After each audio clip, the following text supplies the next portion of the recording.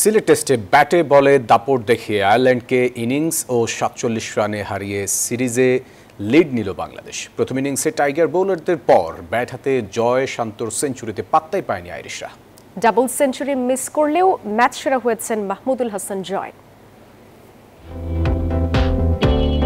চায়ের রাজ্য সিলেটে অধিনায়ক হিসেবে নাজমুল শান্তর প্রত্যাবর্তনের ম্যাচে টাইগার ব্যাটার বোলারদের আগুনে পারফরম্যান্সে পড়ল আয়ারল্যান্ড। সিলেটের প্রথম টেস্টে টসে হেরে বল হাতে নেমেই মুন্সিয়ানা টাইগার বোলারদের। প্রথম ইনিংসে আইরিশ ব্যাটাররা দায়িত্বহীনতার পরিচয় দিয়ে অল আউট হয়েছে মাত্র ২৮৬ রানে।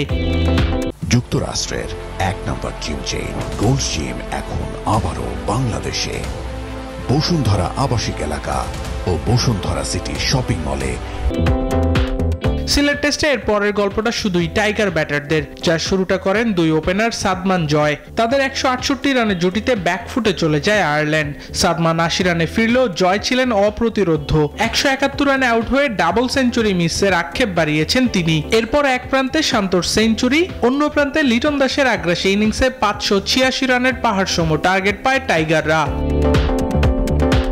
৩০১ রানের বিশাল লিডে দ্বিতীয় ইনিংসে ব্যাট করতে নেমে তালগোল পাকিয়ে তৃতীয় দিন শেষ করে ৫ উইকেট হারিয়ে অভিষিক্ত হাসান মুরাদ, তাইজুল সহ টাইগার বোলারদের নিয়ন্ত্রিত স্পেলে ধসে পড়ে আয়ারল্যান্ডের ব্যাটিং লাইন আপ। শেষ পর্যন্ত ২৫৪ রানের বেশি আর তুলতে পারেননি সফরকারীরা। তাতেই ৪৭ রান ও ইনিংস ব্যবধানে আয়ারল্যান্ডকে হারিয়ে সিরিজে ১-০তে এগিয়ে গেল বাংলাদেশ।